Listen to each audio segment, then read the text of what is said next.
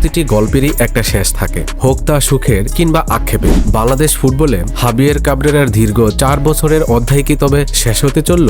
ঘড়ির কাঁটা টিকটিক করে জানান দিচ্ছে সময় আর নেই। আগামী মার্চে সিঙ্গাপুরের বিপক্ষে ম্যাচটি হতে পারে লাল সবুজের ডাগআউটে এই স্প্যানিশ কোচের শেষ উপস্থিতি। আজ আমরা কথা বলবো এমন একটি বিষয় নিয়ে যা গত কয়েকদিন যাবৎ বাংলাদেশ ফুটবল অঙ্গনে বেশ তোলপাড় সৃষ্টি করেছে। গত 2রা জানুয়ারি বাফুফের টেকনিক্যাল কমিটির চেয়ারম্যান কামরুল হাসান হিলটন যে ইঙ্গিত দিয়েছেন তা একদম পরিষ্কার যে বাফুফে আর কাবরেরার উপর আস্থা রাখতে পারছে না। কিন্তু কেন বাফুফের এই কঠোর সিদ্ধান্ত?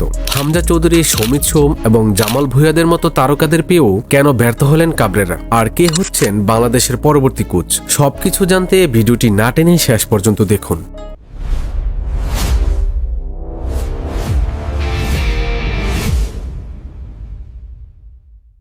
শুরুতেই নজর দেওয়া যাক বাফুফের বর্তমান অবস্থানের দিকে। গত 2রা জানুয়ারি বাফুফের টেকনিক্যাল কমিটির চেয়ারম্যান কামরুল হাসান হিলটন যে ইঙ্গিত দিয়েছেন তা ফুটবল পাড়ায় রীতিমতো ঝড় তুলেছে। তিনি স্পষ্ট ভাষায় জানিয়েছেন মার্চ মাসে খুব সম্ভবত হাবিয়ের কাবরেরার অধীনে বাংলাদেশ দল শেষ ম্যাচ খেলবে। এরপর তার সঙ্গে চুক্তি নবায়ন না করার সিদ্ধান্ত এক প্রকার চূড়ান্ত, অর্থাৎ বিষয়টি এখন পানির মতো পরিষ্কার। বাফুফে অনুধাবন করছে জাতীয় দলে যে কাঙ্ক্ষিত অগ্রগতি বা দীর্ঘমেয়াদী পরিকল্পনার প্রয়োজন তা বর্তমান কোচের অধীনে সম্ভব হচ্ছে না। যদিও কাবরেরার সময়ে বেশ কিছু কাঠামোগত পরিবর্তন এসেছে, কিন্তু দিন শেষে ফুটবল তো ফলাফলেরই খেলা, আর সেখানে আমরা বারবার পিছিয়ে পড়েছি। আসুন আবেগের চশমা খুলে একটু নিরেট পরিসংখ্যানের দিকে তাকাই।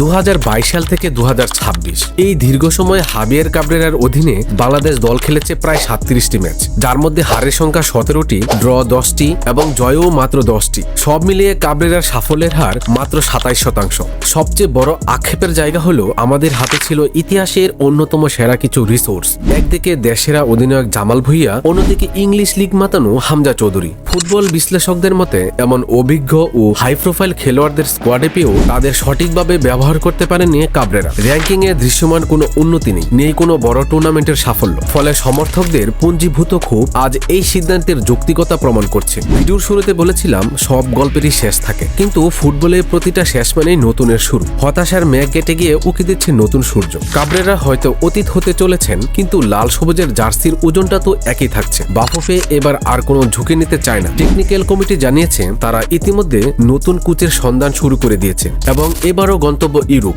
খবর রয়েছে ইউরোপের বিভিন্ন দেশ থেকে হাই প্রোফাইল কোচদের একাধিক সিভি বাফুফের টেবিলে জমা পড়েছে। ফেডারেশন এবার এমন একজন মাস্টারমাইন্ড খুঁজছে যিনি আধুনিক ফুটবলের গতি বুঝবেন এবং বাংলাদেশকে আন্তর্জাতিক মঞ্চে শুধু অংশগ্রহণের জন্য নয় বরং লড়াই করার জন্য তৈরি করবেন।